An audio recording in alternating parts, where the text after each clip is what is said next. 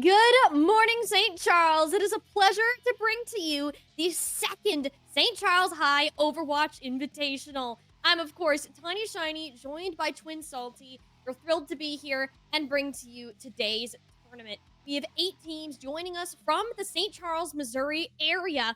So, who is the best when it comes to Overwatch 2? Jesse, how are we feeling today?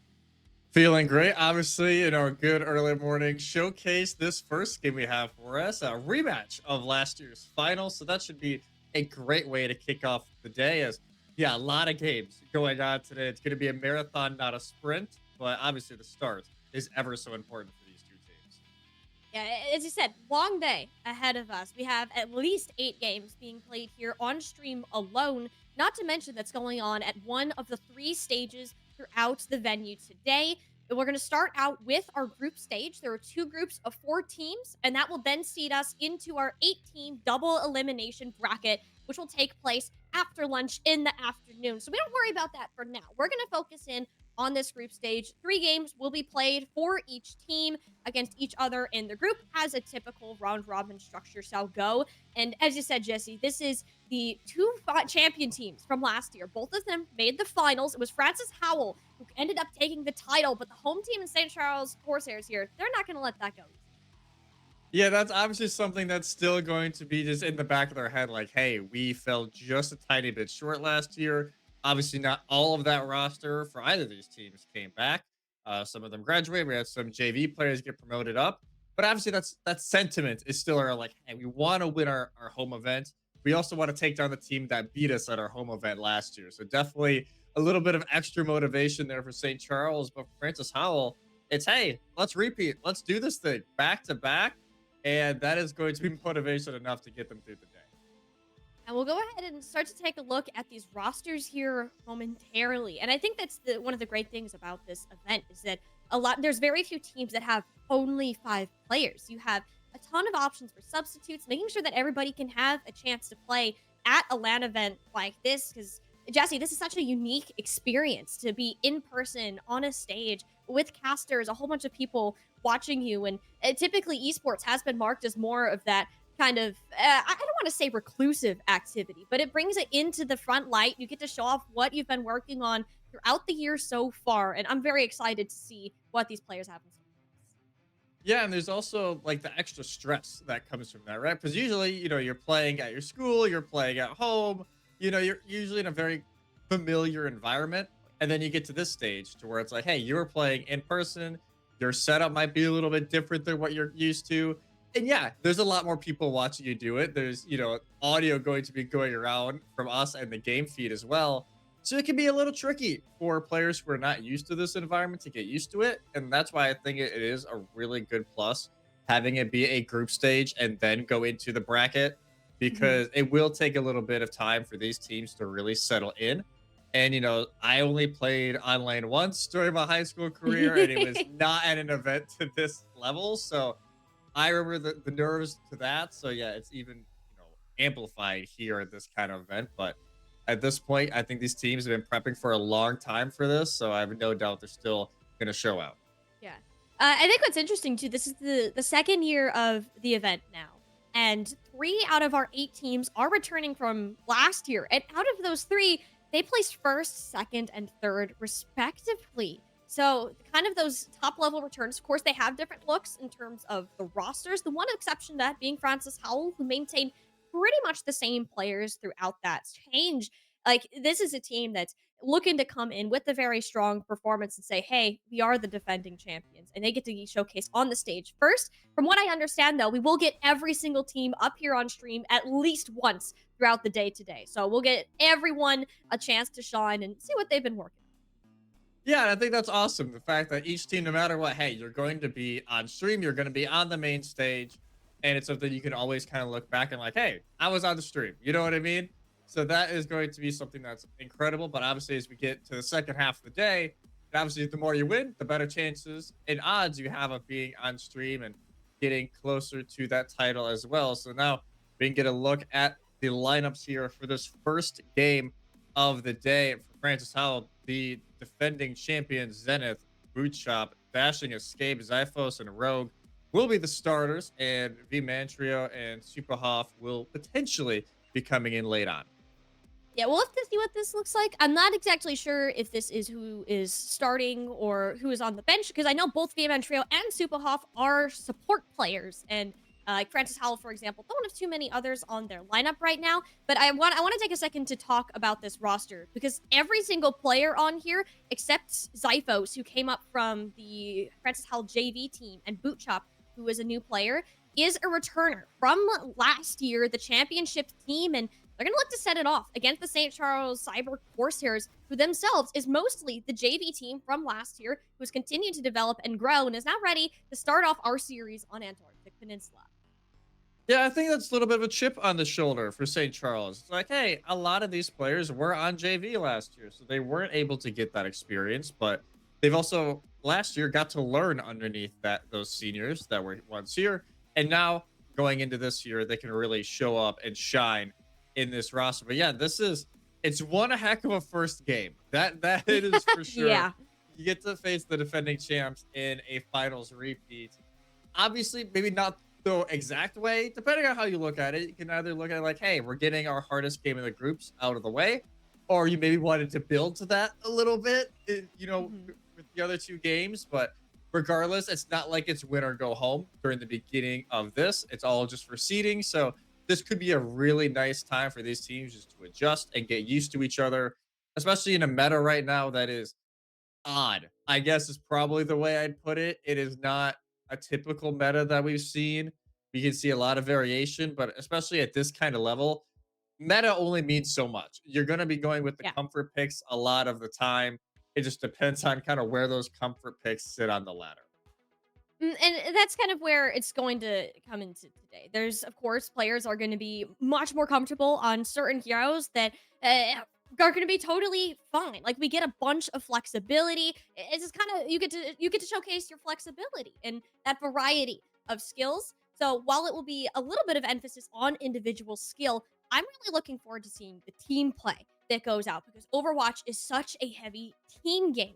You need your supports to help keep everybody healthy, your tank to create space and allow the damage players to get angles and, well, do damage, quite literally. So, as we get ready to head into our series, we gotta see how well these 5 players are going to work together. It is a best of 3 for the entirety of our group stage. The first team to win 2 maps will go ahead and take the win. And we'll be starting here on Antarctic Peninsula for a control map. Yeah, it will be Antarctic Peninsula for our first round and for the first map. And yeah, as these teams getting ready to go in. Yeah, we actually do have Superhoff and Vimantrio in, so the subs already starting off. And I will not lie, it's great to see the Juno for both teams currently. Yeah. That is something that it's been around a lot ever since the hero came out. She's been everywhere. So I'm not super shocked to see that. St. Charles, I will say, this is one of the more creative comps that I've seen in a while, but it can work. Like the Life Weaver can work really well with the Doomfist to get it out of sticky situations. You're going to be running the was the Cassidy. Going to be running the Reaper with the May to try and lock down the front. It could work really well, especially against Bootchop, who is on that Rhine, and you have to be playing close. Yeah, Bootchop is going to have a hard time getting close. Rhoda's entire mission is just going to be punching Bootchop backwards, unless Bootchop just sends it into the backline. I believe it was a pin onto the tank, but everyone's okay unless your name is Bootchop. It was way too far into St. Charles' eyes backline and just a little too much damage around the way. St. Charles, Francis Howell's been able to stabilize on the meanwhile. Bro coming up big and Bro coming up big, and this is why the May has been so prominent all over the place. The fact that, yes, it is a lot of damage coming through, but it is also the fact that you can use those May walls to really isolate everybody on the other team and block off the healing, block off the retreat. Now, St. Charles, as fun as the Doomfist was during that first fight, they will give up on it, and Rhoda will go over to them. It's the honorable Reinhardt v. Reinhardt mirror matchup. 2 guys just swinging a hammer at each other. What more could you want from that matchup, and then I think it's what Bootshop and Francis Howell, the type of the game that they wanted to play. More of this head-to-head sort of gameplay. Of course, there is more frontline damage on the St. Charles side of the Corsairs, but this time it is instead Rhoda who ends up going down. Francis Howell wanted to play this Reinhardt from the beginning, and Bootshop. Yeah, you can tell this is a very comfortable pick here for Boot Shop. Just going right on in. Poor Dread Pirate has nowhere to go. And already 50% counting for Francis Howell on the first round of Antarctic Peninsula. Now we get into the conversation of, hey, ultimates are becoming online, right? You can see on the top left, top right of your screen, respectively, those percentages going up. Almost everybody for Francis Howell has it already or is about to have it. The other one not having a super off. That could be a little bit of bread here for St. Charles. Yeah, this is a fight that Francis Howell should absolutely be winning. They have way too many powerful tools. This is St. Charles. I will force their shatter laying down several foot on their back, courtesy of Boot Chop, and his Zenith sliced them all to pieces with his own Dragon Blade. Team kill coming through, and there's one final fight left here on Icebreaker. Nice little combo there. The shatter going into the blade. There's no way for St. Charles to run. But like I said, it's 90% already. They got to try and get some bit. The aggro blister. Francis Howell pushed so far up, they're not giving St. Charles High a chance to move anywhere near this objective. A wonderful call from the Francis Howell tank to take that initiative and deny a fight from happening altogether. And this is kind of what you're expecting from those returning champions to play together as a team with Zenith and Bootshop joining this lineup. This is exactly what you want to see from this lineup. Is that kind of consistency and that kind of coordination. The fact that so quickly we're like, hey, we can just push forward. Use the blizzard. There's no way for them to deny it. We might as well just go in and take advantage of this with it being already 85%. Exactly what they do. St. Charles is not even able to use a ultimate that they wanted to use. So that's a great first map for Francis Howell, or first round of the map, I should say, for Francis Howell. And like I said, they wanted to play the Rhine. They forced St. Charles to play the Rhine, and they win the map. That's probably exactly what their game plan was going in. Yeah, Francis Howell certainly made St. Charles play their game. And Yeah. a lot of times with Overwatch, especially when you can have more variety in hero picks, if you're forcing someone to change to something that's not necessarily as comfortable or as well practiced, that's a massive win in your pocket there. Francis Howell really showcased that in round number one. Bootchop looks very confident when it comes to this Reinhardt. And also, shout out Rogue on the Mei. Mei and Yeah. Reinhardt work hand in hand, especially putting up these Mei walls. Almost acts as a backboard for these pins that Bootchop is just sending it in. Yeah, it's like, hey, you need a little bit of an assist. Yeah, there you go. Wall is up. You don't have to inch as far to try and get the pin kill. Even though, yes, the charge cancel is now a thing. Still, some Reinhardt players have a little bit of a history of going a little bit too far. But so far, honestly, for both teams, that hasn't really been the issue. And those Mei walls help with that fact even more. But yeah, great first round for Francis Howell and for St. Charles. It just felt like, it was because they did have a few swaps, right? They swap off the Doomfist after the first fight. They go on to the Symmetra later on.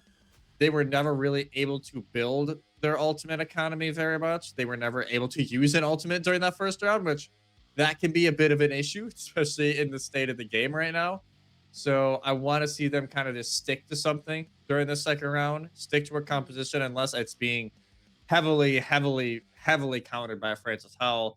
And I think that might be when we really start seeing the St. Charles team start to shine. St. Charles High there almost got unlucky with the heroes that they walked out on.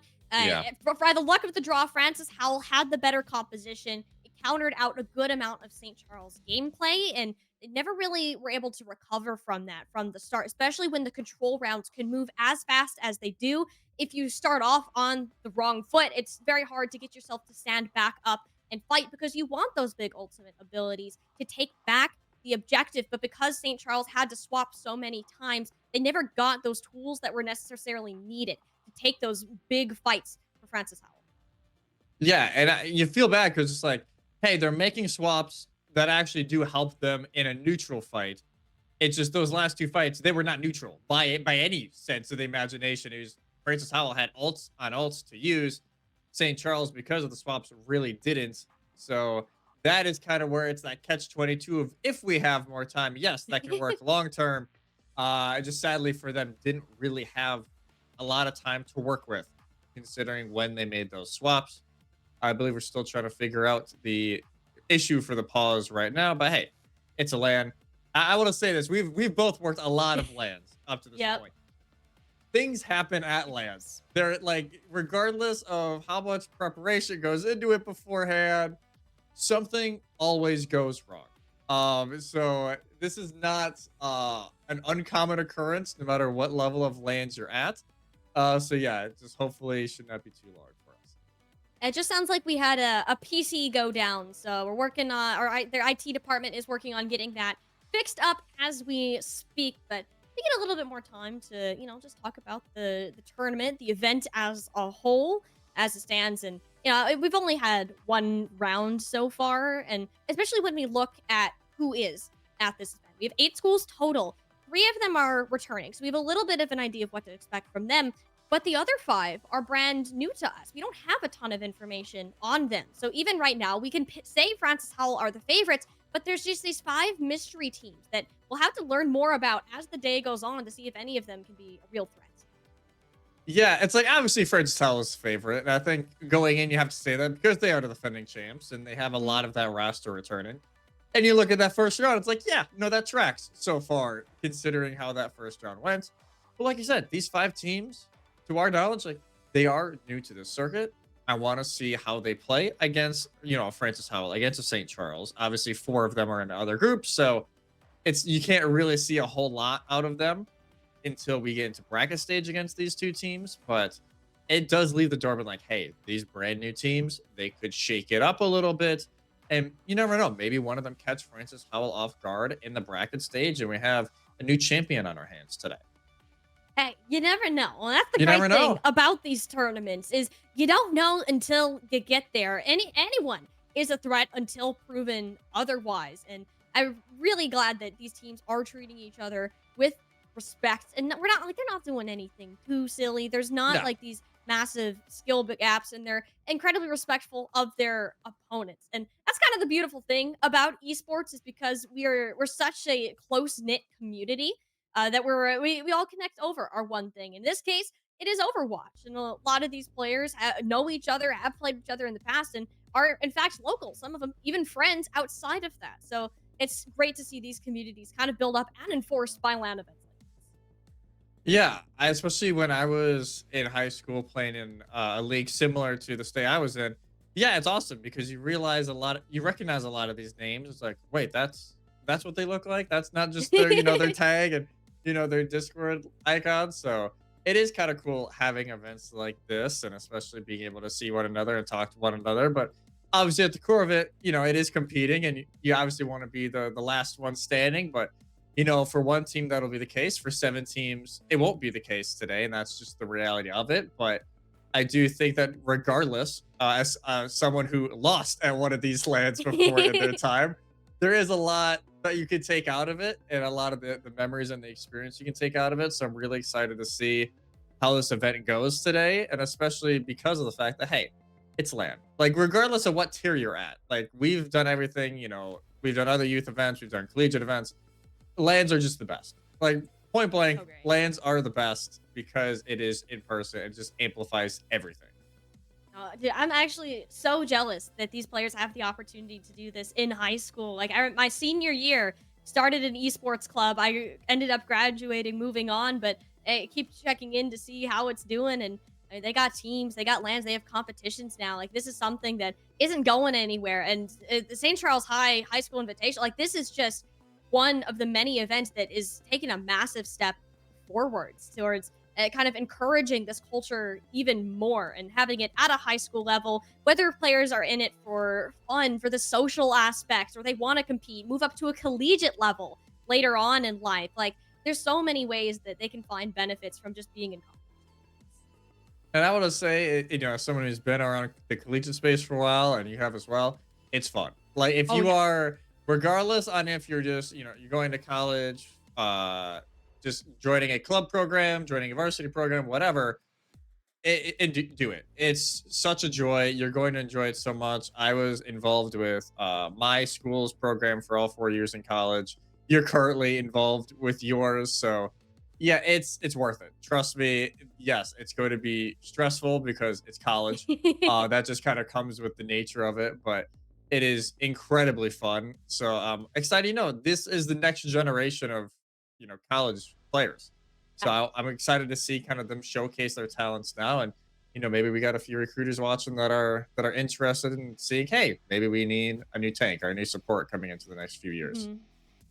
There's a lot of schools are out there looking for that now. Like I even had a couple Yeah. people reach out to me after was talking about this event. It's like, hey, we're watching this. Like, what's the stream link? We want to keep updated. Like, there's always people that are looking to recruit to give scholarships for things just like this. And as the high school esports culture continues to grow, there's only going to be more opportunities like that. I believe I heard earlier that is a member of the Winthrop University staff there that will be giving Yeah. a presentation, which sounds super cool about recruiting in collegiate esports and all of those kind of next avenue opportunities for these top players. And that's gonna be a pretty exciting thing to see. We're not gonna lie, Man, I want to hear from the Winthrop person about. honestly. Well, I'll say Winthrop. For those of you who don't know, they're ranked what, number 2 in the country right now Yeah. for Overwatch, only behind Illinois State. So yeah, that's a pretty high caliber presentation. I would go to that myself if we weren't thousands of miles away currently from St. Charles, Missouri. But no, I think that's a great opportunity, not only just for the players, but for the parents to recognize, like, hey, this is what it is. It's a real thing. It's not just something that your kids are telling you to play longer on the weekends. As my parents were just as confused about it when I first got into it. I'm guessing yours were the same. Oh yeah. Oh yeah. So I think that honestly, it's even more for the parents than it is for the players. Like, hey, this is legit. This is a real thing. Whether it be playing or managing or broadcasting, doing what we're doing right now. The PC is alive. We have given it life-saving measures. It is back. So now we'll be finally getting back into this one, as it is obviously 1-0 on the map so far for Francis. And yet nothing to change on their composition. That is no shock. St. Charles, actually, they're going to go back to the Doomfist. They're going Okay. to try it one more time. I don't mind the Doomfist here. This map is a lot different than what we saw in the last round. You can see how narrow these little corridors are that you have to walk down with the Junkrat to just chuck bombs down there. Rhoda can knock Boot Shop out of position. There's a lot of opportunities for the St. Charles High Cyber Corsairs to move in, but it's not going to be easy. You have to move past this Reinhardt and a cheeky scrub with the first final blow, but this is what you're afraid of. Boot Shop is in there, and he's basically a blender in this tiny room of the St. Charles High Cyber Corsairs. And go ahead, knock him down a couple pegs, giving Francis Howell the first. Yeah, that is not a blender that I would want to be in with a Would you giant want to be German in a with a blender? hammer. Well, just yeah, not in general. Unless it's like just got a bunch of like cash in it or something. That would be like those old like Chuck E. Cheese machines that had like the cash spinning around and the coin Yeah. spinning around in it. That would be the only blender I would ever want to be in. But that was not the greatest start from St. Charles, but they didn't have that one bright spot of Cheeky Scrub getting a pick, and maybe they can do it again. They're gonna try. I'm looking at Boot Shop and Rogue. They already have their ultimates up. That is ridiculously fast. And it just shows how much Boot Shop and Rogue have done in just this 25% of the round. Rhoda is doing what he can to just push the team backwards, but there's the Earth Shatter 5 laid on their back. And they're put once again with icicles both through their bodies thanks to Rogue. This is a wonderful set of teamwork from Francis Howell. And they canceled out, I'm pretty sure they canceled out the Riptire from Cheeky Yeah. Scrub. They were in the animation, and that could have saved them during that fight. If they get it off, and at least, can help absorb some of that pressure coming in, trying to take advantage of the shatter coming in from Boot Shop, but instead, it's a disaster. The Riptire is gone, and the small team gets wiped out. Big thing here for St. Charles High, though, is Bane has an orbital ray to work with one of the best ultimates in the game. The problem is your tank goes down just before the trigger can be pulled on that, then zoning everyone else backwards. St. Charles High have to wait for Warder to turn before they can push. Pretty sure Rogue accidentally blocked off Zenith during that. Oh, that's a little unfortunate, but it happens. As orbital rays, both T's popped, but yeah, that fight's done as quickly as it started. Team kill for Francis Howell and already 15% away from starting us off with a map win. V-Man Trio took great initiative there by using his own orbital ray, made Francis Howell take the fight before St. Charles High were ready. Now there's only one more chance for the Cyber Corsairs to get on the objective. Rhoda will do it, but is met with a blizzard, caught and frozen into a popsicle, and they manage to keep him alive. Dread Pirate and Bane are working overtime to help their tank player, and it's enough. Rhoda gets in there. That's Zenith and V-Man Trio both hitting the deck, and this is that really big sign of life that we needed to see from the St. Charles High Cyber Corsairs. They'll flip it over at 99%. Get some capture going on sub level. That's exactly the fight that St. Charles needed.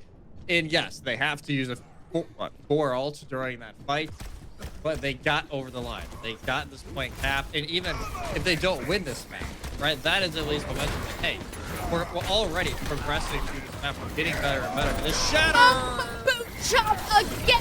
He just can't miss with these Earth Shatters. All Boot Chop and V-Man Trio in the kill feed, and Francis Howell made sure that St. Charles High capture was short-lived. Take away map number 1.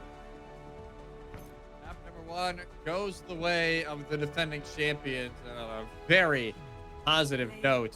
As yeah, what can I say? Boot Chop, they did it. They did it all on the Reinhardt. These shatters were phenomenal. This was the first fight just going in, not a care in the world, and you know, you got to shout out the supports as well during this, keeping their tank alive. I don't think they went under 200 HP, which for a Rhine, that is incredibly difficult right now. Rhine just gets bullied a lot of the time. So the fact that they were able to get that kind of value, but also be able to be kept up for that long, I think they only had the one death the entire map. That is an incredible stat line and a great way to start off the day.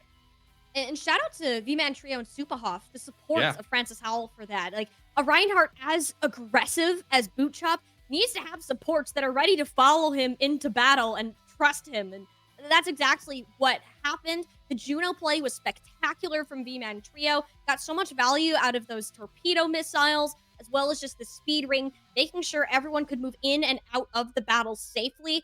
Overall, wonderful team play from Francis Howell to start it off. And I think that St. Charles struggled to adapt to this really fast pace that Francis Howell were setting from the very start. And it wasn't until that tail end where they actually built up those ultimates where we saw them win that fight. Yeah, it is. It can be kind of oppressive when you go against this kind of teams where, hey, they're always, hey, put that ring down. All right, we're going to go. Ryan's going to go in. They're going to, maybe cancel the pin, try and make you think they're going in, and then you're going to use abilities that you don't really need to. And then there's other times where they're like, oh, they're actually just going in. They're just going in, no fear whatsoever. And it's an incredibly difficult play style to try and play around. And the sad thing for St. Charles, the next map is probably the worst map they could have gotten. Or I should say maybe the best map Francis Howell could have gotten, because it is King's Row. It is the home of Reinhardt Cops. This is where they were born. This is everything that Rhine mains want to play.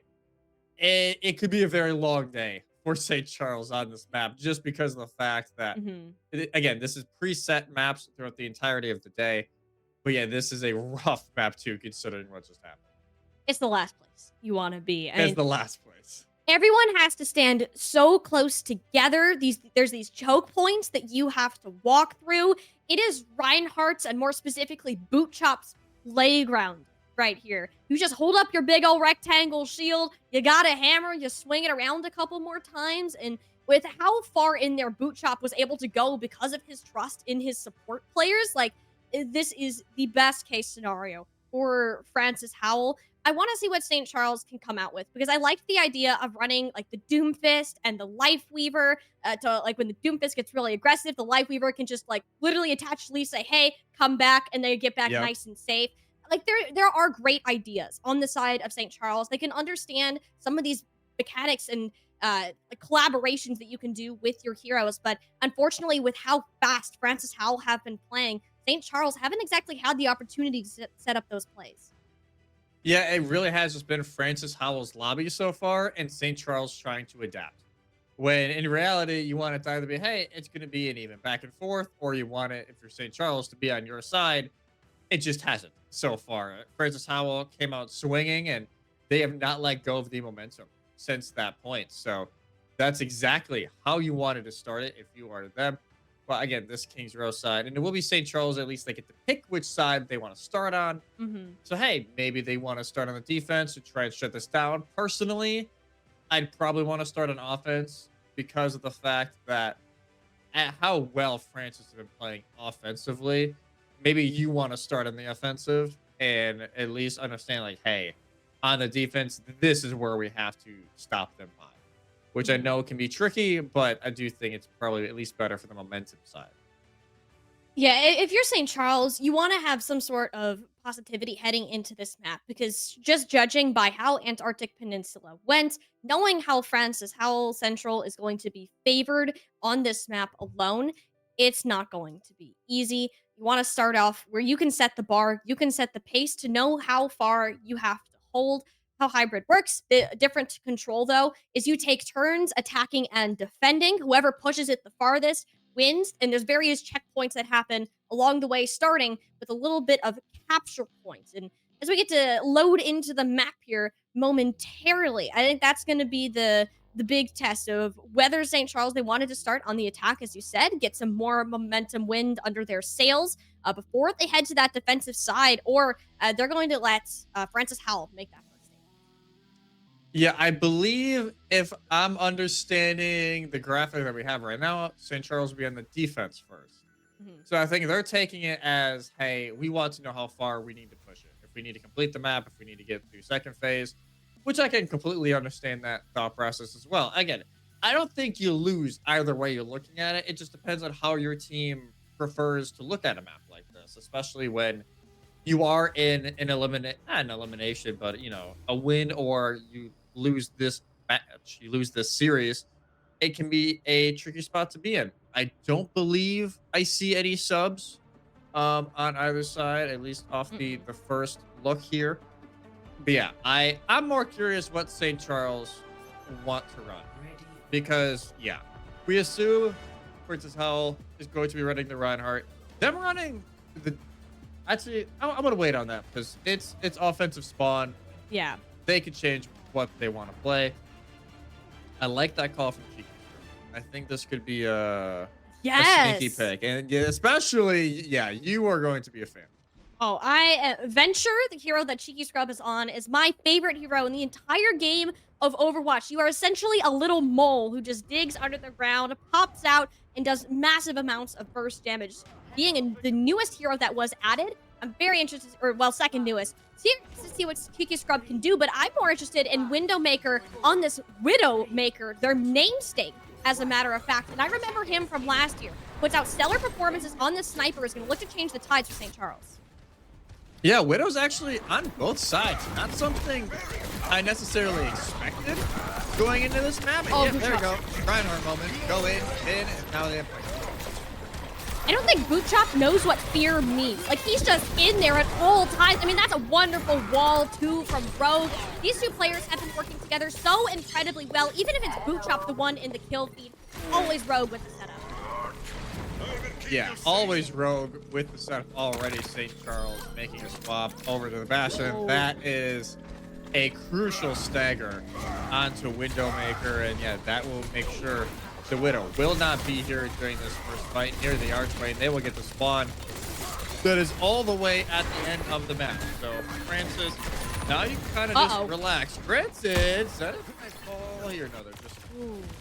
That was close, but I do like where St. Charles High School are taking this. Putting Cheeky Scrub on this Bastion, you're trying to be a paper shredder, essentially. You're not going to let Boot Chop do as much as he's been allowed to get away with previously. So Cheeky Scrub should help slow this pace that Francis Howell have been setting so far. The problem is the Earth Shatter's already up, only onto Rhoda. There's plenty of healing for Dread Pilot and Thane. Tank player alive, but it's Zenith's sneaky flank. It's the better of Widowmaker in that sniper duel, and it's St. Charles High School once again has to take a step backwards. Boot Chop pinning straight into that back line. Francis Howell continue to put the pedal to the metal here, despite the amount of healing and support that St. Charles are putting in to sustain this. And honestly, Jesse, they're doing an excellent job of staying alive right now. I'm a little shocked that they've been able to sustain this for so long. And saying that pick off, back, Yeah, Zenith has been great when it comes to this Widowmaker positioning. It's never in a spot that's expected, and it always surprises. St. Charles High, and that's how you know you're a great DPS player. Positioning and aim are two of the main factors, and Zenith seems to have a both. Francis Howell, they're going to get that capture, Jesse, with nearly 6 minutes on the clock just to finish the match. This is an unreal pace so far from Francis Howell. That's something we see often. Yeah, they're going to pop the info site. They know exactly where Windowmaker was trying to go, but they decided to back up. Orbital Ray will just buff off everybody at St. Charles. They're able to find that. And this is good because Roto was able to get up to the high ground and grab Zenith with the extra damage. Problem is, you still don't have an answer for Booktop and the Earth Shatter. That's 2 for him.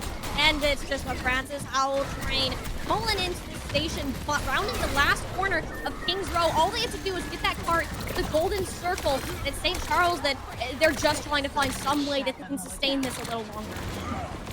Yeah, you gotta find a way to stop the bleeding, but are they gonna touch? Wow. No, they can't even touch.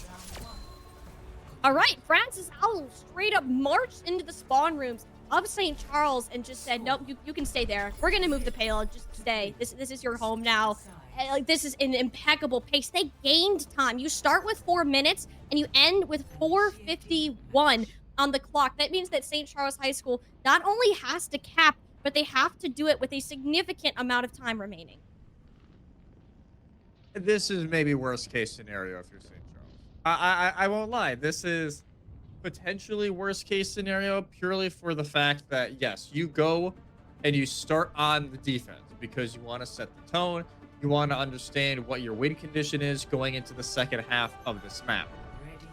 And now you go into a situation where, hey, Francis Howell, everything was going right. And even when St. Charles, they had a great stall at the end of the second phase, trying to wait for their teammate to come back and, you know, using the tree. That was great. And then everything kind of just flipped on its head again because the fact that Zenith's able to get another pick. There wasn't really an answer for it. Windowmaker couldn't get the angles they were really looking for to try and challenge Zenith. So now you go into a situation to where you practically need to replicate that, or at least you need to finish with time on the clock, which can be easier said than done. It doesn't make it impossible. This map is also very, attack sided and attack favored, so they could put it together, but especially that is with Amaga on the field. That adds a lot of variety, but it's just all Zenith right now. He's just clicking head after head, and it's one shot for one elimination. And St. Charles have already had to swap their comp. Cheeky Scrub and Windowmaker moved to Venture and Bastion respectively because they know they can't max Zenith at the time. Yeah, and I respect them realizing, like, hey, you're having a phenomenal game. I don't really try and challenge that. There are this log is going to be interesting, but they actually do a great job first time around countering them, and they do find the pay. Bookshop was in there. And he was in. Yeah, like, you can have a ton of trust in V-Man Trio and Superhawk, but this time, you're on a Mercy Eureka. That's significantly less healing than before. Francis Howell figured that out. Will swap to the Reinhardt, but not before St. Charles will get some serious capture percentage on this point. I love the adaptations that they made with their DPS line, and we'll get the reward for it. Yeah, they are rewarded with the changes, and yes, I do think the Maga pick was also a little adventurous. I won't lie for Francis Howell. But if you're St. Charles, like, hey, you recognize it, you countered it, and now you're at a pretty similar pace starting the streets phase of this map. This is when it can get really tricky. They don't have a way to challenge Zenith when they're on this backpack. It'll take a long time for Cheeky Scrub to get into that kind of position. And even so, you gotta make sure you don't miss. And here they're at least in the background, but they don't. It was so close. I mean, Cheeky Scrub, playing Venture on this point is not an easy thing, especially with a lot of these heroes wanting to play relatively close range. So all they got into position, St. Charles High School weren't in a position to follow up with him at that time. So Francis Howell will have this hold on one of the most devastating choke points in the game. You can see how narrow the spaces you have to work through. Windowmaker attempting to make space with an artillery strike. It doesn't do a ton of damage, but the Gravitic Flux will. It catches 3, lifts him up in the air, pancakes him down to the ground, and Cheeky Scrub gets a follow-up on the tank's ultimate. St. Charles High School has done a much better job on this objective, specifically the Venture player in Cheeky, setting this pace and making Francis Howell start to question what they need to do to change. Yeah, I just say that they get picked off, but I think overall, it's still been the way to go. And the orbital ray will be used. A holy ultimate. This is Overwatch, people. There's just sprays everywhere, damage boost, and the earth breaking beneath your feet. Except for Bootshop can't quite get the follow-up this time around. Has a bit more sustain, but with how low his shield currently is, Cheeky Scrub sees it as an opportunity. Tectonic shock, huge burst of damage put into the ground. It's just not enough to burn anyone down. They're also healthy. Vman Trio and Superhawk have been working overtime to make sure their Mei stays alive, lands the Blizzard, and it'll be Rogue, eventually putting an end to this chaotic battle. Yeah, that's just Overwatch 2. That is just a whole lot of ultimates. I think, only one person died after all those ultimates. And then another fight right after that. It was just absolute chaos for both of these sides. But hey, at the end of the day, it's defense that is able to hold strong and Rogue. Snipe with the icicles. Yeah, that just, it stunts this entire push. You just gotta wait now if you are Charles, because yeah, you can't. No, that does insane amount of damage to you, and like Bootchop knows the limits. If there's even the slightest bit of an advantage for Francis Howell, you are expecting them to full send it until they can't no more, which eventually will reach that point to retreat. Cyber Corsairs will have to build up to another Gravitic Flux to break out of the spawn. And this is where already, I wouldn't say typically you start to worry, but for St. Charles, you have to worry. Due to the 451 time bank that is there for Francis Howell, you need to make sure either this fight or the next, you really start making progress, or you're not going to give yourself enough time later on. And this is Kitsune Rush now from Superhawk. All the cooldowns are accelerated. Even more damage to be done from Bootchop. Rhoda slowing the pace down with the Gravitic Flux. Bootchop barely hanging on for light, yet it's all Superhawk pumping the healing into the Reinhardt player. Find themselves alone in a room with Dread Pirate, certainly dreading that situation. And Francis Howell managed to hold on with great ultimate management. Great ult management there, yeah. The one ult, you still have 4, and you get out arguably one of the best ults St. Charles at this stage. Oh no. Again, I don't think backing up is in Francis Howell's vocabulary. They just push the limits until they physically can't. Like, they'll go until they're dead. And honestly, because of how fast they're moving, St. Charles High have barely been able to set them back a pace, which makes this fight all the more important, Jesse. And especially the fact that they get to play near Archway, which is exactly where they want to play, around the Mei. The wall is just wide enough to cover the entire way. I think we shot kind of a little bit of a failed flank there, as everybody was actually going topside. And now they are in a rough spot. Oh, and even or not. See what I'm saying? It does actually punish Bootchop. This is massive. St. Charles know that there's no tank on the other side. It's on his end to be the hero, and he's doing just that. Gets 2. All he's lonesome with the Bob at his side. Oh, a wonderful plays from the Ash player. He's even trying to chase down Cheeky Scrub. Doesn't get it, but doesn't need it. Yeah, doesn't need it this time around. It's the fact that also Francis Howell, they just bring fights back. Like, it is crazy to me that they can just bring these fights back. Yes, St. Charles, they do a great job that time around. That is a great good timing. You don't understand how difficult that is. That is like a 5 frames that you have to actually get that pin off. And Bootchop did what was impossible. That was the only ult that St. Charles High had going into this, and Bootchop removed it before there was an opportunity to have it. Francis Howell are looking to close out the series right here and right now. Not a chance of getting a touch on the payload. It'll be Francis Howell moving up to 1-0. They will start group stage 1-0. St. Charles will fall to 0-1 at the beginning of the group, but their hardest game of the group presumably is out of the way. Very beginning of the defense. Bang. Granted, the Mercy Boost is that is awesome. Yeah, there you go. 1, 2, just great shots. Even laying the next shot onto the Sigma as well. But Francis Howell, hey, they're the defending champs. and they're that for a reason. 2-0 to start the day, exactly the start that they needed to repeat.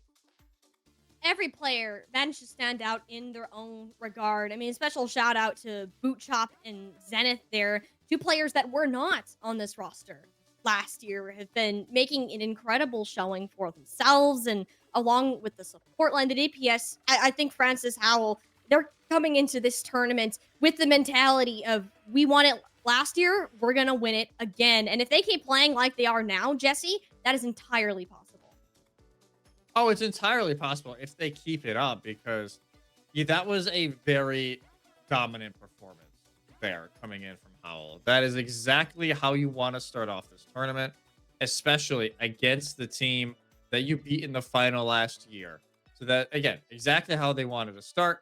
For St. Charles, yeah, you got time, right? You got time to figure this out, how exactly you want to rebound from here. But this will be a phenomenal starting point for them to really start this repeat. Yeah, we continue to see how Francis Howell will perform later on in the day, but we'll also have the opportunity to look at many of these other rosters. But you gotta say, Jesse, just having this as our first match certainly sets the bar high for what is left to come today. Oh, it is going to be an incredible day. Like this is just the beginning of the chaos that will be going on. So yeah, this is going to be a great start, but obviously a lot more games to go. I think we got 7 or 8 more games still to go here. But I believe are we just are we doing a map 3? Are we? I believe we're in best of I three, so I we'll didn't have think to we were. figure out. We might be doing it. I was told it's a best of three. It might be a best of five. We're gonna find out together. So it sounds like we will be playing a third map after all. Regardless of the winners, we'll have to clarify. Perhaps we had a bit of a miscommunication there, but we'll go ahead and figure it out. Havana is map number 3. So we're just gonna go ahead and send it. And I gotta say, if this is actually what is happening, Jesse, Havana is like the sniper map to play. You got Zen. Granted, yeah, it is. Yeah, that is true. Like you have Zenith. This is a sniper map. Widow goes burr. In this map, that is just how it goes. At least someone who has to play against a lot of Widowmakers, and my aim is not great. There's a reason why I am behind the mic and not Hmm. with a mouse and keyboard in my hand. But yeah, this could be a very again. This was a very unfortunate map set. I will say that for St. Charles against France, any team against Francis Howell, this is a very, very unfortunate map set because it does play into their strengths so much. But this is also a reworked Havana, right? Just got Yes. one of the few maps that got reworked. So I'm curious if teams have maybe like started some strats around the rework. I don't remember off the top of my head. I don't think Havana's was as extensive as like Dorado and a few of the No, it other wasn't a ton. maps. It was some minor stuff, but again, it's something that you can, still mess with. Yeah, we can see. It doesn't sound like we actually are playing. So we didn't get Yeah. Okay. confirmation. It is best of 3. So we're just working out the kinks here. I would love to see another map between these two teams. Don't get me wrong, but again, Hey, later. ton of Overwatch that we have to play. So confirmed, Francis Howell do have the win. They'll move up to 1-0 in the group. St. Charles 0-1, and it no team will get knocked out. There isn't any eliminations taking place until the afternoon, where we have that double elimination bracket. Still 2 more matches for either team to play before all of that seeding is decided. Yeah, it's still plenty of games to go. 2 more games for each of these teams left in the groups. But yeah, we'll be taking a little bit of a break. And we're going to let the next teams get ready on stage A to get ready for their streamed match. Don't go anywhere. This is just the beginning here for the second St. Charles Invitation.